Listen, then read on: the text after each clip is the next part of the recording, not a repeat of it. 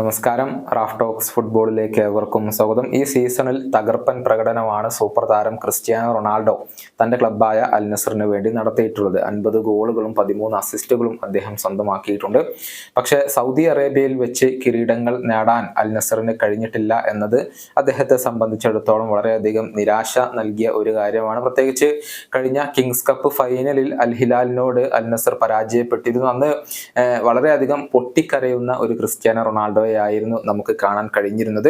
ആ ഒരു തോൽവി അദ്ദേഹത്തെ വളരെയധികം വേദനിപ്പിച്ചിരുന്നു എന്നുള്ളതാണ്.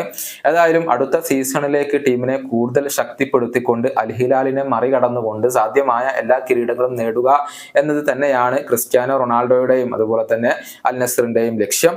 അതിനുള്ള നീക്കങ്ങൾ ക്രിസ്ത്യാനോ റൊണാൾഡോ തന്നെ ആരംഭിച്ചു കഴിഞ്ഞു എന്നുള്ള റിപ്പോർട്ടുകളാണ് പുറത്തേക്ക് വരുന്നത്.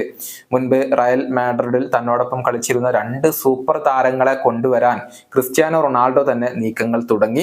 പ്രമുഖ സ്പാനിഷ് മാധ്യമമായ മാർക്കയാണ് ഇക്കാര്യം റിപ്പോർട്ട് ചെയ്തിട്ടുള്ളത്. അതായത് നിലവിൽ മാഞ്ചസ്റ്റർ യുണൈറ്റഡിന് വേണ്ടി കളിച്ചുകൊണ്ടിരിക്കുന്ന കാസമിറോ, അതുപോലെ തന്നെ റയൽ മാഡ്രിഡിന്റെ ക്യാപ്റ്റനായ നാച്ചോ എന്നീ 2 താരങ്ങളെ ക്രിസ്ത്യാനോ റൊണാൾഡോ കോണ്ടാക്ട് ചെയ്തു എന്നാണ് ഇപ്പോൾ അറിയാൻ കഴിയുന്നത്.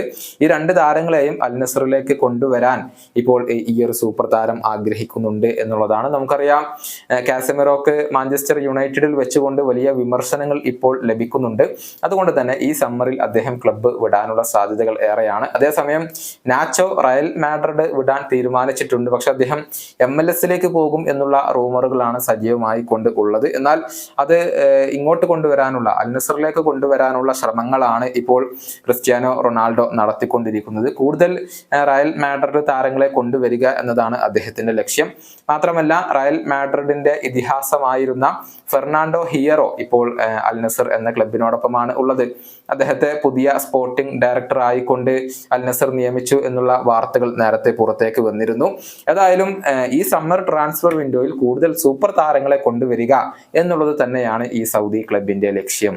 ഈ വീഡിയോയുടെ അവസാനിപ്പിക്കുന്നു. കാണാം.